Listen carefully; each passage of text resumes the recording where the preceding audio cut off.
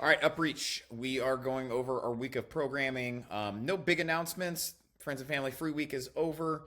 And if you are newer, welcome. We are glad to have you. And we're going to be getting into a new cycle. The goal of this cycle is to get us into the CrossFit Open. For those that don't know or those that need a reminder, CrossFit Open starts the end of February, goes through that kind of beginning part of March. It's 3 weeks long. It's been going on since 2011. Everybody in the CrossFit community participates in it. It's the biggest community event of the year for CrossFit. It's an opportunity for everybody to put themselves to the test. Where is your current fitness level? I think it's pretty cool from a grander aspect of there's not a lot of places in society where you can put yourself to the test. And so this is one of those options. We always try to blow it out every single year. We have a Friday Night Lights event. We dress up. We even do an intramural where we have teams and we accumulate points just based off participation and everything like that. So it's really fun. We will get ourselves ready for it over the next 6 weeks or so, 6 to 7 weeks. By doing CrossFit. We are going to have a strength cycle. We're going to start off with basic strength, kind of pure strength, and then that's going to kind of segue us into a little bit of some Olympic weightlifting work so we can touch on it, work technique, work that strength as we go into the CrossFit Open. So let's get into what we got.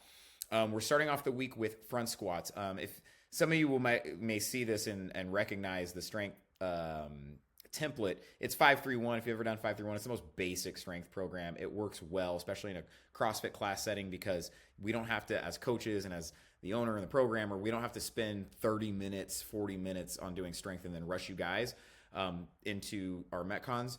It goes a little bit quicker because it's only 3 sets. So anyways, front squat, we have 3 sets of 5 reps at 65, 5 reps at 75, 5 reps at 85. Now this last set, if you look in the athlete notes on SugarWOD, it will say last set AMRAP. This is meant to be 5+, and that goes for every one of these workouts this week. That last set is an AMRAP up to a point. If the weight you're using today is a weight that, or you're basing your percentages off a weight that's an old front squat max, you don't really know, and you're doing this last set and you're going and you're all of a sudden up to rep 10, 11, you need to cut it. And there's a couple reasons for that. One, there's a certain threshold that once you cross, you're no longer working strength, you're working muscular endurance, you're fatiguing the nervous system. And this is purely meant to work strength. So if you're getting into that 10 to 12 rep range, we have a law of diminishing returns when it comes to strength. Also, volume accumulation, recovery, etc. We don't need to be stretching out there because you're not getting the adaptation we want for this, which is strength. We need to make a modification next week, maybe go even heavier than we think. We should be really thinking in between 6 to 10 reps for this last set at the 5+. Okay. If you are someone that's using a true front squat max, that's probably where you're going to land. You'll probably be closer to like 6 to 8. Okay. So that's what we got for front squats. Afterwards, we got a quick kind of 10-minute cap the class off. 10-minute AMRAP, 10-calorie row, 10 chest to bar pull-ups. For modifying the chest to bar pull-ups, ideally you're modifying with something that still allows you to work on the mechanics of chest to bar. And the reason for that is that's a way deeper pull. It's a different mechanic than a normal pull-up. A normal pull-up, we're pulling straight up and down in a vertical fashion. A chest to bar, we have to use more lats, and then we use our scaps to pull in a more horizontal fashion.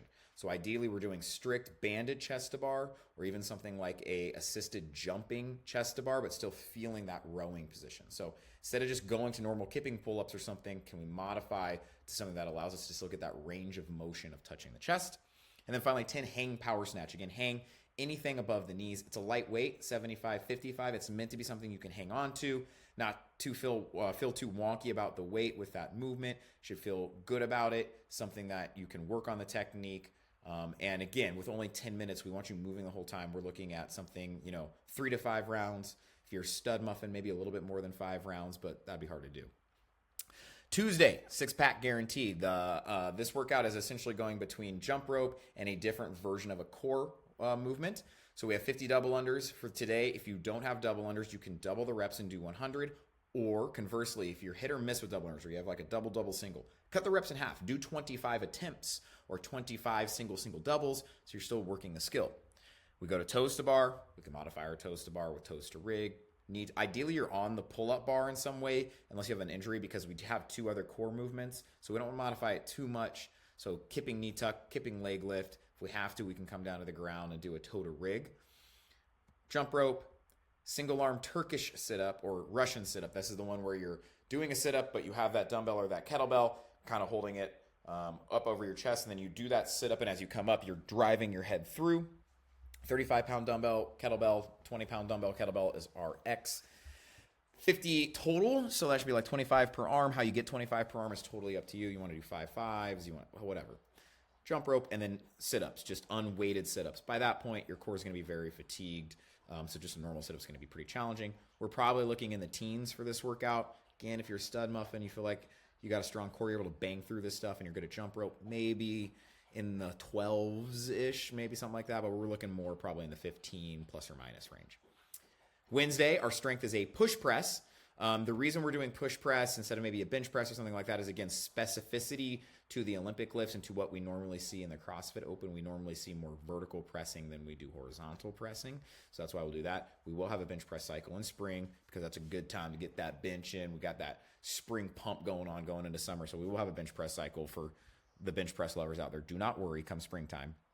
But same rep scheme and idea as the front squats. You have 5 at 65, 5 at 75, 5 plus at 85.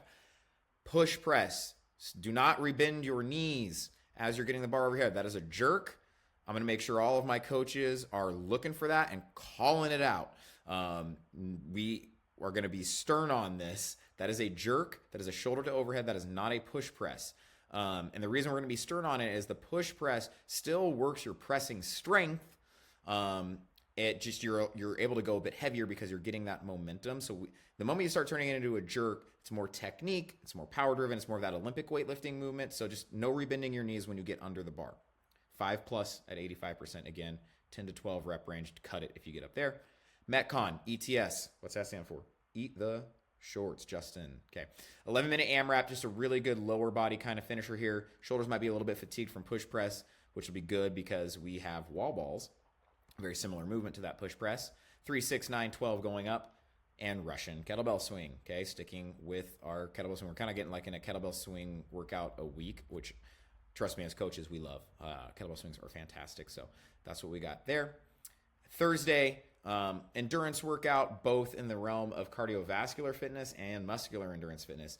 Again, in some semblance or way, I'm going to be throwing in things, whether it's push-up work, pull-up work, etc., because Murph always sneaks up on us, and I think one of the things I pride our gym on is we're pretty well conditioned by the time Murph comes around because we continually throw body weight volume workouts at you. So anyways, this is a partner workout, 10 rounds, 20 cal bike, probably go 10-10, 20 push-ups, probably go 10-10. So you're probably looking at 100 cal bike, 100 push-ups, 100 cal bike, 100 push-ups, but split it up however you like.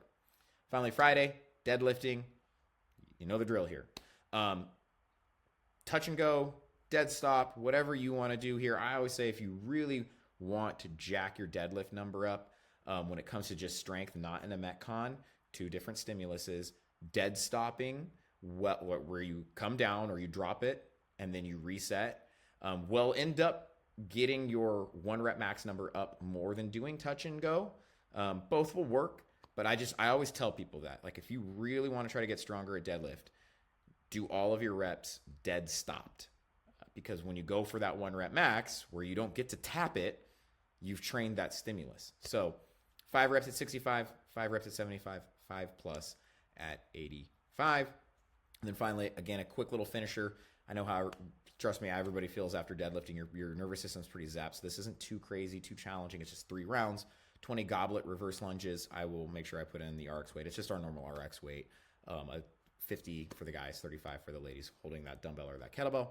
15 box jumps and 10 strict handstand push-ups. If we don't have strict handstand push-ups, I only want you modifying with a strict dumbbell press today, purely because, again, we're just trying to work on upper body pressing strength with that movement. So that's pretty much what we got for the week. Good strength work. I know everybody's been asking me about strength work.